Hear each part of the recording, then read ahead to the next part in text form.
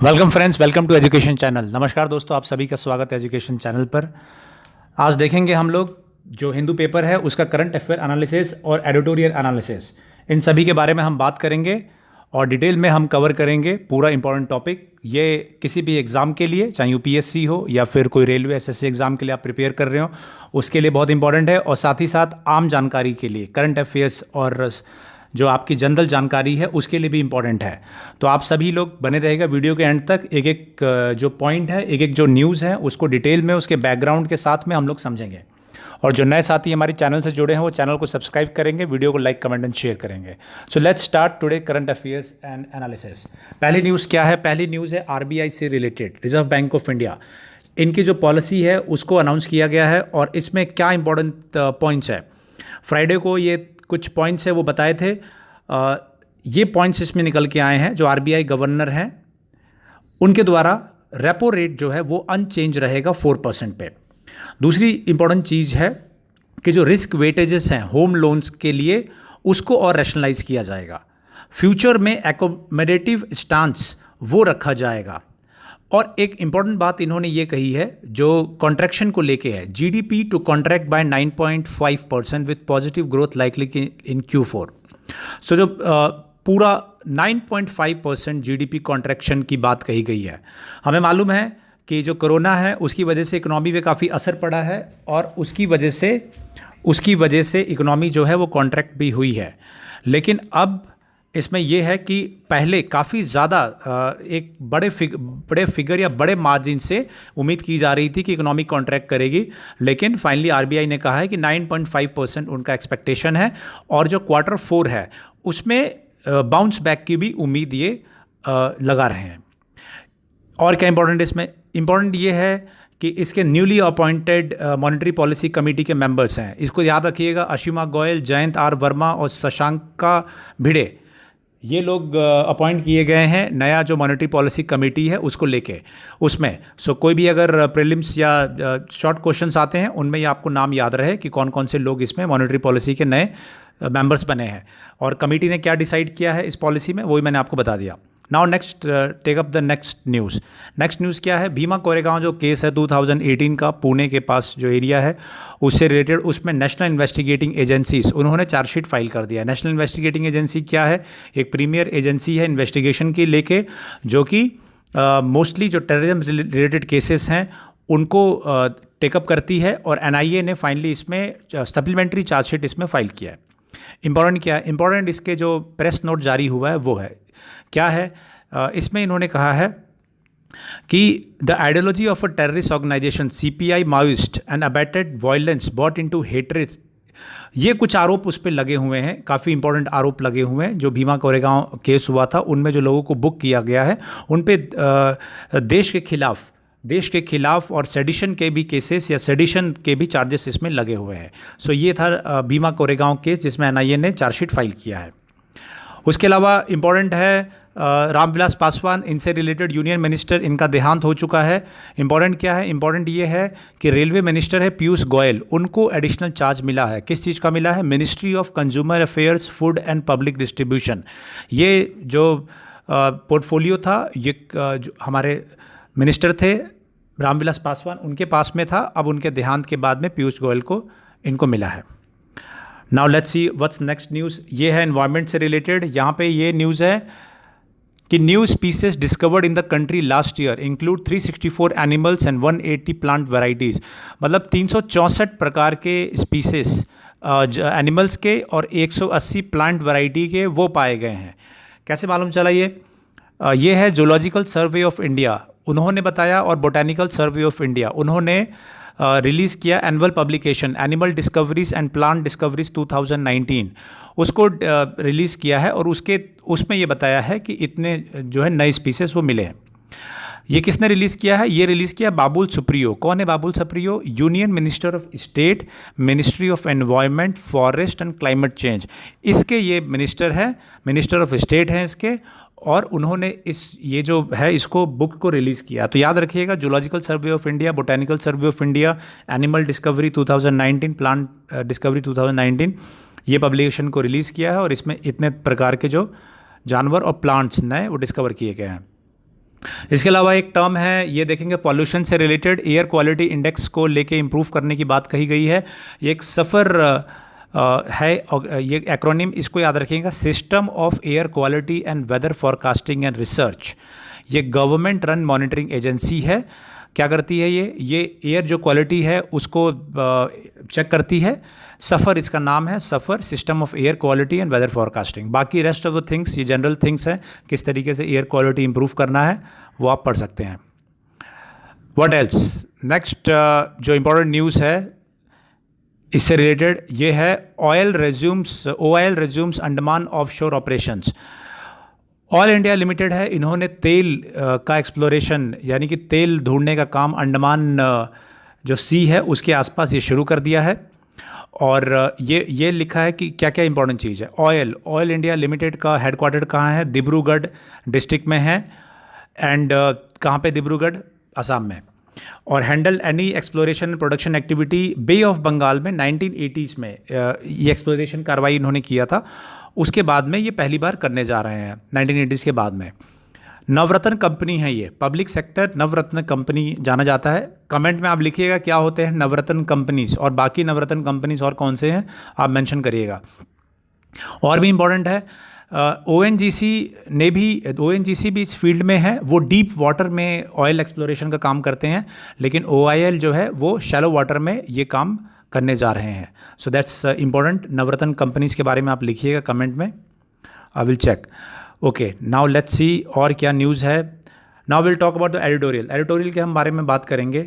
Let's see क्या है पहला एडिटोरियल है, ये बात करता है जो सुप्रीम कोर्ट का डिसीज़न आया है शाहीन बाग को प्रोटेस्ट को लेके, जिसमें कि बात कही गई है कि कोई भी जो धरना प्रदर्शन है या प्रोटेस्ट है वो किसी भी एरिया को इन्फिनिटी टाइम तक ऑक्यूपाई नहीं कर सकता है। तो ये राइटर क्या कह रहे हैं, ये राइटर जो है एडिटोरियल के, वो कह रहे हैं कि दो कॉन्सेप्ट है, right to protest and right to free movement. हुआ क्या था शाहीन बाग में, जो शाहीन बाग का पूरा एरिया था वो ऑक्यूपाई कर लिया था प्रोटेस्टर्स ने, वो सीए के खिलाफ प्रोटेस्ट कर रहे थे। तो ये जो राइटर ये कह रहे हैं कि धरना प्रदर्शन करने का अधिकार ये मौलिक अधिकार या डेमोक्रेसी के अंदर आता है, और राइट टू फ्री मूवमेंट वो भी इंपॉर्टेंट है। सो ये राइटर का ये कहना है बेसिकली कि इसके बीच में बैलेंस बनाना चाहिए। फिर ये कहते हैं कि जो फ्लैश स्ट्राइक का मतलब होता है कि स्पॉन्टेनियस अचानक से जो स्ट्राइक शुरू हो जाते हैं किसी मुद्दे को लेके, तो उसमें स्पॉन्टेनियस रोड ब्लॉक हो जाता है, कंप्लीट शटडाउन हो जाता है, और उसमें जेल भरो आंदोलन चल जाता है। जो प्रोहिबिटरी ऑर्डर है उनको डिफाई किया जाता है। हालांकि ये लीगल नहीं है अगर स्ट्रिक्टली देखा जाए। अगर आप प्रोहिबिटरी ऑर्डर लगा हुआ है उसके बावजूद भी आप सड़कों पर निकल के प्रदर्शन कर रहे हैं, लेकिन फिर ये कह रहे हैं कि उसके अलावा और कोई तरीका नहीं है प्रोटेस्ट करने का। अगर लोग सड़कों पर निकल के अपनी बातों को नहीं रखेंगे और किसी पर्टिकुलर डिसीजन को या किसी घटना को लेके विचलित है, तो उनके पास और कोई तरीका नहीं है। और यही कल्चर रहा है डेमोक्रेसी का इस देश में सालों से। तो फिर राइटर का ये कहना है कि ऐसे में प्रैक्टिकली इसको देखते हुए कोर्ट में या बाकी जो ऑर्गेनाइजेशंस हैं या एडमिनिस्ट्रेशन है उनको ये ध्यान रखना चाहिए कि इसका फ़ायदा उठा के लॉ का फ़ायदा उठा के ऐसे प्रोटेस्ट को बंद ना करवाए। अगर प्रोटेस्ट से अगर कोई दिक्कत हो रही है, ज़्यादा दिक्कत हो रही है, तो then they should take the action. Okay, now अब और क्या कह रहे हैं ये, और ये कह रहे हैं कि ये जो ज़्यादा है ये कितना ज़्यादा है, मतलब जब ये प्रोटेस्ट कितना ज़्यादा फैल जाए तो उसको ये बोले कि अब ये खतरा प्रोड्यूस कर रहा है या लोगों के आने जाने पे प्रॉब्लम क्रिएट कर रहा है, ये एडमिनिस्ट्रेशन के हाथ में होता है। तो ये डिसीज़न जो है वो सूझबूझ के साथ लिया जाना चाहिए, जिससे कि प्रोटेस्ट भी लोग कर सके और किसी को मूवमेंट ऑफ फ्रीडम में दिक्कत भी ना हो। नाउ नेक्स्ट क्या है आर्टिकल, नेक्स्ट आर्टिकल है ये तमिलनाडु से रिलेटेड है, जहाँ पे AIADMK के जो दो फैक्शन हो गए थे उनके ऊपर है। इसमें चीफ मिनिस्टर EK पलानीस्वामी और उनके डेप्यूटी जो है O पनीरसेल्वम, इनके बीच में जो मतभेद थे उसके ऊपर है। और उन्होंने ये कहा कि अभी जो AIADMK ने अभी रिसेंटली जो डिसीज़न लिया है कि जो चीफ मिनिस्टर फेस होगा AIADMK का नेक्स्ट इलेक्शन में 2021 में जो इलेक्शन होने वाला है असेंबली इलेक्शन, उस पे चीफ मिनिस्टर अभी जो करंट चीफ मिनिस्टर हैं EK पलानीस्वामी उन्हीं को फेस रखा गया है। और पनीरसेल्वम को एक इम्पोर्टेंट कमेटी है, स्टीयरिंग कमेटी, उसका हेड बना दिया गया है। जो कि बाकी जो डिसीजंस है पार्टी से रिलेटेड उसको देखेंगे। सो बेसिकली इतना है, बाकी rest of the things is related to politics. AIADMK आपको मालूम होगा, इसमें जो इससे पहले थी जयललिता थी, वो इम्पोर्टेंट इसकी लीडर थी, और उससे पहले भी रहे हैं रामचंद्रन, MG रामचंद्रन। तो ये एक इम्पॉर्टेंट पार्टी है, करंटली रूलिंग पार्टी है, गवर्नमेंट है इनकी तमिलनाडु में। तो उस हिसाब से हमने देख लिया कि क्या अपडेट है इसमें। Okay, now this is very important, very interesting editorial, और ये रिलेटेड है अमेरिका इलेक्शन से। समझिएगा, मैं इसको समझाते जाऊँगा, समझिएगा क्या कह रहा है ये एडिटोरियल। ये बात कर रहा है US इलेक्शंस को लेके, हिस्ट्री के बारे में बात कर रहा है। क्या बात कर रहा है देखिए, ध्यान से सुनिएगा। ये कहता है कि सिर्फ अमेरिका में आपको मालूम होगा कि 2 टर्म्स के लिए जो भी प्रेसिडेंट इलेक्ट होते हैं कि एक बार जीतने के बाद में दूसरी बार फिर लड़ सकते हैं, मैक्सिमम 2 बार ही चुन के आ सकते हैं। लेकिन हरदम ऐसा नहीं रहा था, और ये भी क्वेश्चन मार्क है कि क्या एक प्रेसिडेंट एक बार जीत चुके हैं तो दूसरी बार में हरदम जीत जाते हैं या हार जाते हैं। तो इसका भी आंसर इस पूरे एडिटोरियल में दिया गया है, इसको हम समझेंगे। राकेश सूद है जिन्होंने ये एडिटोरियल लिखा है, और ये फॉर्मर डिप्लोमेट हैं। तो ये जो बात लिखी है अच्छी सही बातें लिखी होंगी, आइए समझते हैं। ये कह रहे हैं कि सिर्फ हिस्ट्री में 4 ओकेशन हुए हैं 1900 के बाद में, जबकि दूसरी बार जब प्रेसिडेंट जो है चुनाव लड़ने गए हैं वो हार गए हैं। क्या क्या थे वो समझेंगे। डोनाल्ड ट्रंप को लेके है बेसिकली। डोनाल्ड ट्रंप दूसरी बार प्रेसिडेंट बनने के लिए जा रहे हैं, ये चुनाव लड़ रहे हैं, तो उसको लेके है। बात कर रहे हैं कि 1912 में क्या हुआ। जो डेमोक्रेटिक चैलेंजर थे वुड्रो विल्सन, उनकी जीत हुई प्रेसिडेंट विलियम हॉवर्ड थेफ्ट के ऊपर। विलियम हॉवर्ड जो है वो दूसरा अपना टर्म सीक कर रहे थे, लेकिन जो डेमोक्रेटिक वुड्रो विल्सन थे उन्होंने उनको हरा दिया। Woodrow Wilson by the way father of public administration भी माने जाते हैं। जो लोगों का पब्लिक एडमिनिस्ट्रेशन ऑप्शनल है वो जानते होंगे। तो वुड्रो विल्सन जो है 1912 में जो दूसरा टर्म था विलियम हॉवर्ड थेफ्ट का, वो डिनाई कर दिया। उसके बाद क्यों कर दिया? क्योंकि रिपब्लिकन जो पार्टी थी उसमें ही कोई प्रॉब्लम हो गई उसको लेके। सेकंड ऐसा ओकेशन कौन सा था? सेकंड ओकेशन था हर्बर्ट हूवर। वो हार गए थे। उनको किसने हराया था? उनको हराया था जो डेमोक्रेटिक चैलेंजर थे फ्रैंकलिन डी रूजवेल्ट। 1932 में FD रूजवेल्ट जो है बहुत ही बड़े लीडर हुए अमेरिका के। और क्या है, कैसे हारे 1932 में? 1932 में ऐसे हारे कि 1931 में एक ग्रेट डिप्रेशन का पूरा बैकग्राउंड था। 1928 से लेके 30 अर्ली 30s में ग्रेट डिप्रेशन का एक समय आया जब जो अमेरिका की इकोनॉमी थी वो काफ़ी हिट हुई, काफ़ी ज़्यादा वो उसमें स्लाइड डाउन आया। तो उसके बाद में जब अर्थव्यवस्था में इतनी गिरावट आई तो उसके बाद जो प्रेसिडेंट थे हर्बर्ट हूवर, वो दूसरी बार जब चुनाव जीतने गए वो नहीं जीत पाए और 1932 में हार गए।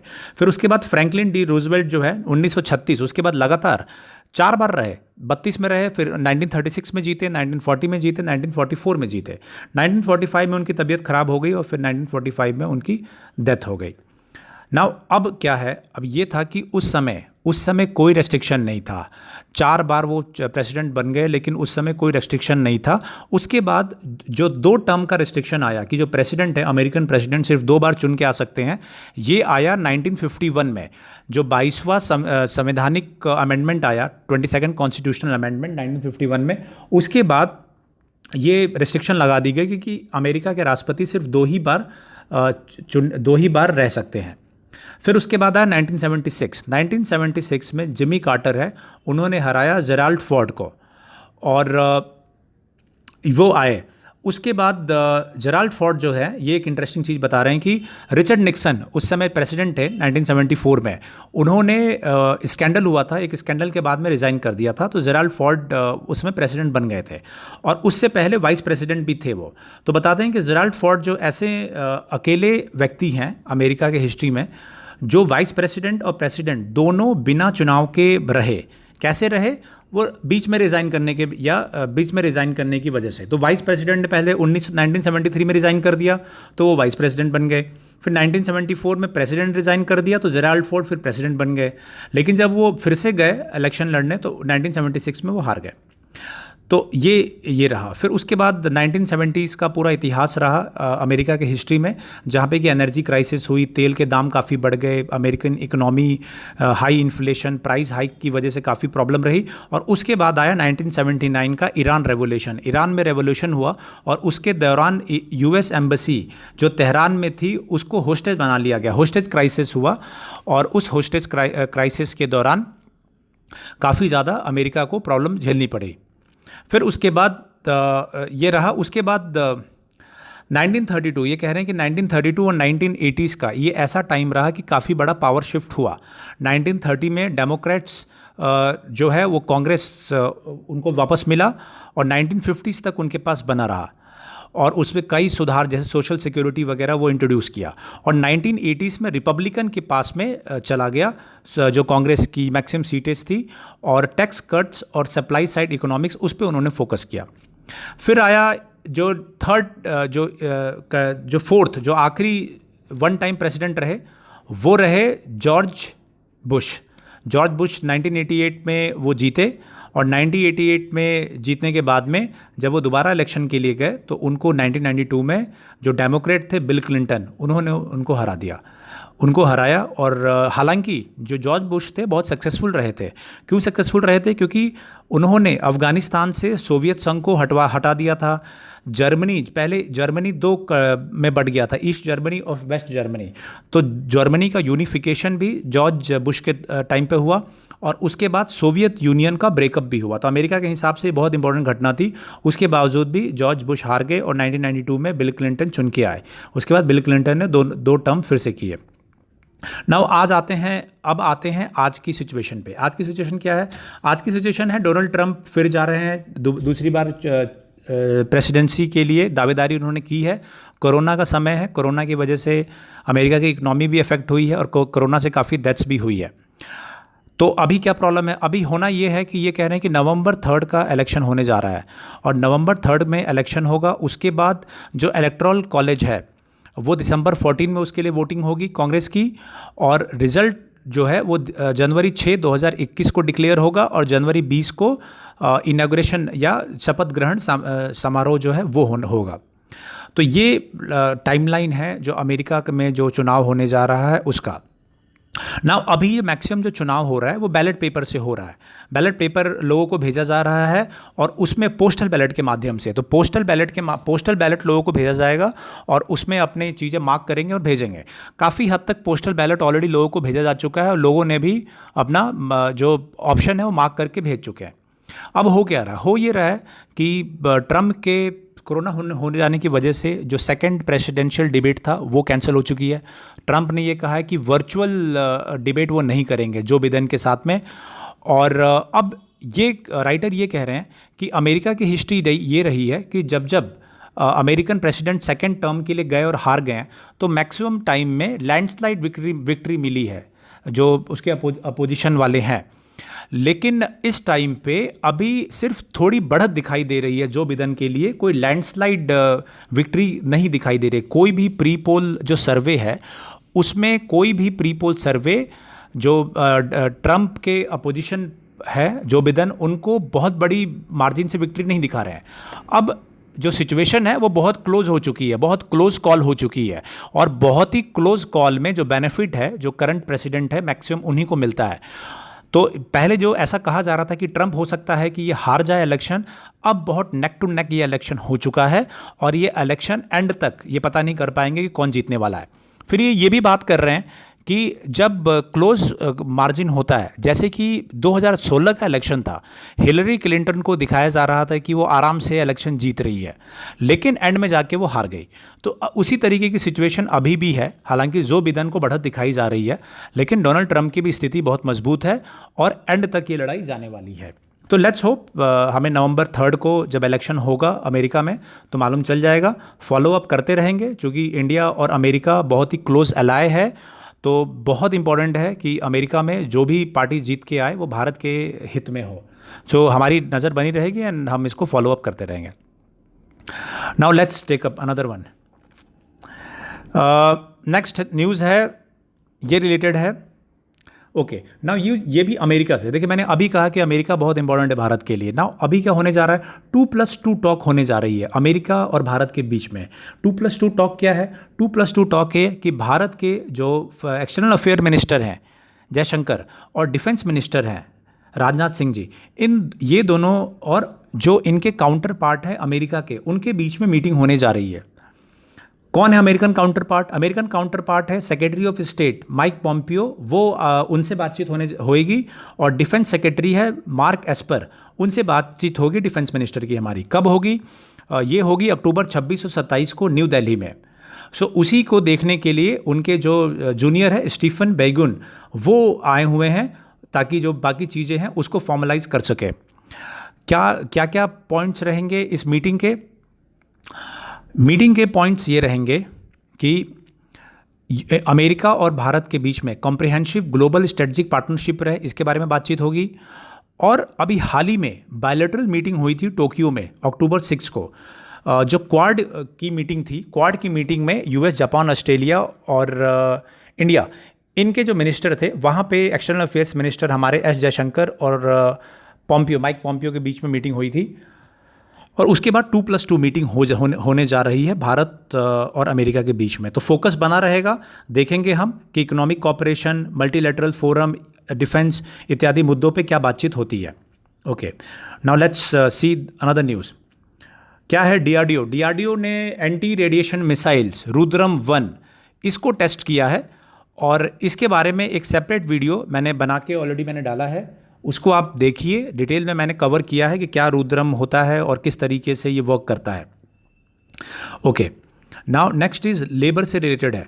जो लेबर एंड एम्प्लॉयमेंट मिनिस्टर है संतोष कुमार गंगवार, उन्होंने बताया है कि एक एक्सपर्ट ग्रुप बनाया जा रहा है लेबर ब्यूरो के अंतर्गत, जो फाइनलाइज करेगा सर्वे, माइग्रेशन पे सर्वे एक करने जा रहा है। क्या क्या सर्वे का वो रहेगा? सर्वे में कई बिंदु कवर करने जा रहे हैं। ये सर्वे किया जाएगा माइग्रेशन पे, डोमेस्टिक वर्कर पे और प्रोफेशनल बॉडीज़ पे, इन सब पे सर्वे किया जाएगा। आपको याद होगा कि लेबर लॉ से रिलेटेड जो एक्ट्स हैं वो पास किए गए हैं हाल में। लेबर लॉ से रिलेटेड जो एक्ट हैं इनके ऊपर एक डिटेल वीडियो मैंने ऑलरेडी इस चैनल पे डाला हुआ है। मैं रेकमेंड करूंगा कि ज़रूर उसको देखिए। लेबर लॉ से रिलेटेड जो एक्ट्स हैं, क्या इंपॉर्टेंट प्रोविजंस हैं उसमें, क्या क्या उसमें नए मानक आ रहे हैं और क्या क्या सुविधाएं गवर्नमेंट देने जा रही है जो वर्कर्स हैं, जो एम्प्लॉयज़ हैं उनको, वो आप वीडियो में देखेंगे। ये जो सर्वे होगा, ये डोमेस्टिक वर्कर जो घरों पे काम करते हैं उन सभी के बारे में सर्वे करेगा, और उनके जो वर्क कंडीशंस हैं उनमें क्या सुधार किया जा सकता है उसके बारे में सजेस्ट करेगा। एक आंकड़ा है कि भारत का जो तो टोटल वर्कफोर्स है उसमें 3% डोमेस्टिक वर्कर है। डोमेस्टिक वर्कर में आपके सर्वेंट्स आ गए और बाकी आपके माली और ये सब जो इत्यादि हैं वो डोमेस्टिक वर्कर्स में कवर होते हैं। So this is very important decision. Let's see now next is ये है सार्स से रिलेटेड। ये बता रहे हैं कि जो सार्स कोविड-2 जो वायरस है, उसके बाद एक मर्ज-2 काइंड ऑफ वायरस जो है वो बहुत खतरनाक साबित हो सकता है। मर्ज-2 क्या है? मर्ज-2 है मिडिल ईस्टर्न रेस्पिरेटरी वायरस, और ये बहुत ही खतरनाक वायरस है। ये एक बात कही गई एक सेमिनार के दौरान पे, और इस मर्ज-2 से इसको ध्यान में रखने की आवश्यकता है। ये जो प्रोफेसर्स हैं सुजान वीस, इन्होंने कहा है। इसके अलावा इसी जो वेबिनार या जो ये टॉक हुई थी, इसके दौरान और भी जो पार्टिसिपेंट्स थे उन्होंने अपनी बात रखी कि किस तरीके से भारत कोरोना को टैकल कर रहा है, एंड किस तरीके से मर्ज-2 जो ये नया वायरस है इससे ध्यान रखने की ज़रूरत है। और इसी में ये हुआ कि जो जेनिफर दोudना, जिन्होंने इस साल नोबेल प्राइज़ जीता है, वो भारत में आएंगी 2022 में, और अलग अलग जगहों पर जो मेट्रोज़ हैं वहाँ पे अपना लेक्चर देगी। तो ये भी एक इम्पॉर्टेंट न्यूज़ है।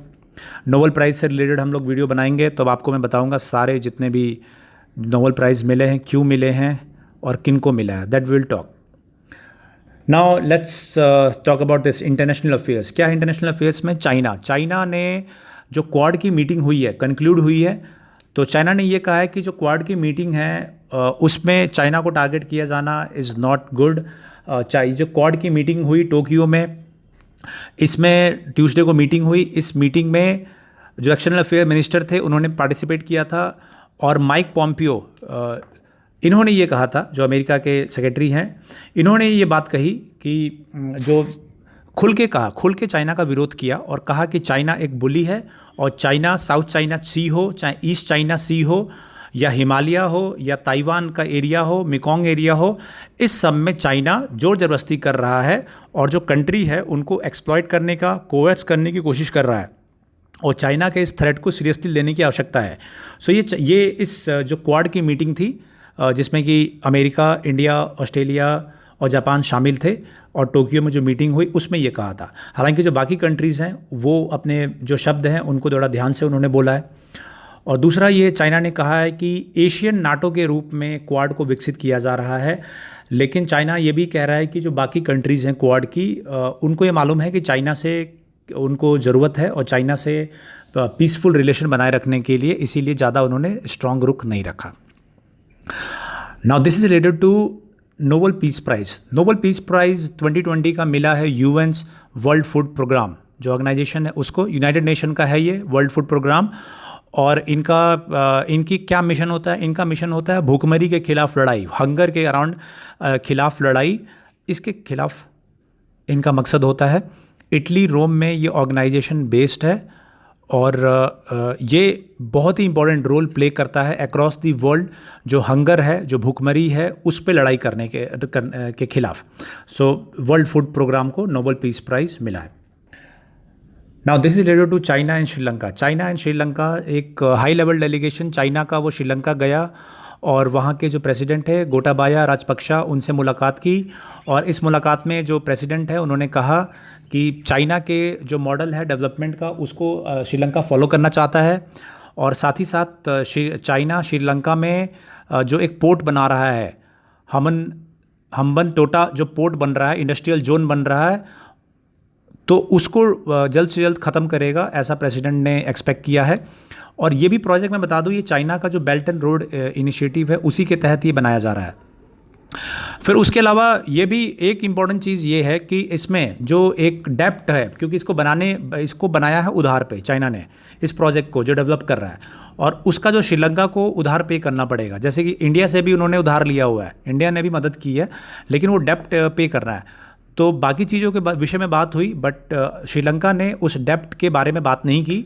और कई बार इंडिया और बाकी कंट्रीज़ जो चाइना की ये बेल्ट एंड रोड इनिशिएटिव है, इस पे आरोप लगाते हैं कि वो डेप्ट ट्रैप है। मतलब किसी कंट्री में आप जाओ, वहाँ पे आप पुल बना दो, रोड्स बना दो, पोर्ट्स बना दो और उन पे इतना उधार कर दो पैसे का कि वो चुकाने के बदले आपको इकोनॉमी खोल दे, आपको अपने इकोनॉमिक जो एरिया है उसका पूरा एक्सेस दे दे। तो एक तरीके से पहले जिस तरीके से ईस्ट इंडिया कंपनी या इंग्लैंड ने जिस तरीके से बाकी कंट्रीज़ पे राज किया इन तरीक़ों से, उसी तरीके से चाइना करने की कोशिश कर रहा है। तो ये इंडिया का ऑब्जर्वेशन रहता है। हालांकि श्रीलंका ने इस उधार के बारे में अभी भी कोई बात नहीं किया। ना नेक्स्ट न्यूज़ है अर्मेनिया और अज़रबैजान के बारे में।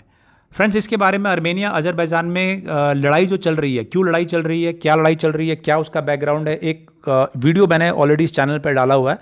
काफ़ी स्ट्रॉन्ग वीडियो है, उसको आप समझिए, हर पहलू से उसका एनालिसिस मैंने किया हुआ है।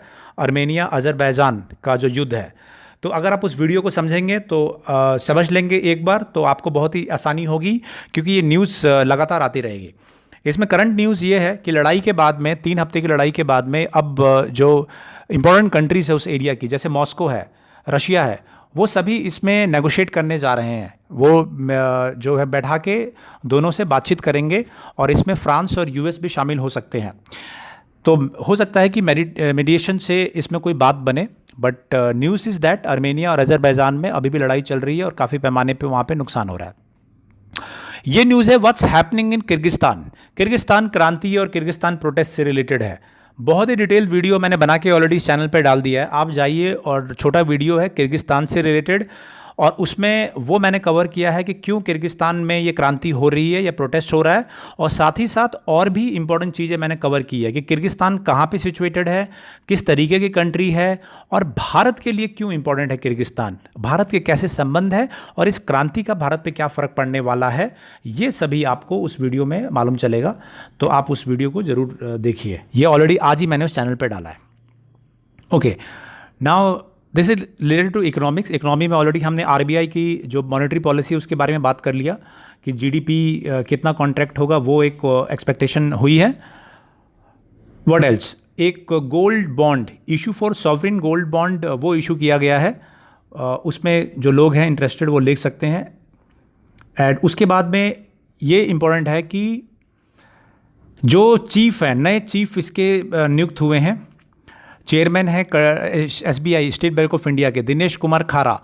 ये SBI के नए चेयरमैन हैं, इसको आप नोट कर लीजिएगा। दिनेश कुमार खारा ये PO में भर्ती हुए थे 1980s में और उसके बाद राइज करते हुए आज जाके चेयरमैन बन गए हैं स्टेट बैंक ऑफ इंडिया के। तो ये इंपॉर्टेंट रहेगा किसी भी एग्ज़ाम के लिए। उसके अलावा गूगल पिक्सल 4a ने एक स्मार्टफोन जो है वो इंडिया में लॉन्च किया है। तो टेक्नोलॉजी के हिसाब से इंपॉर्टेंट न्यूज़ है कि गूगल किस तरीके से जो हार्डवेयर सेक्टर है उसमें भी किस तरीके से अपनी प्रेजेंस दिखा रही है। Okay, so that's related to technology. ये बहुत इंपॉर्टेंट न्यूज़ है। India cotton gets Kasturi branding. जो भारत का कॉटन है वो उसको एक नया ब्रांड और लोगो मिला है। ये ब्रांड है कस्तूरी कॉटन, नाम से ये जाना जाएगा।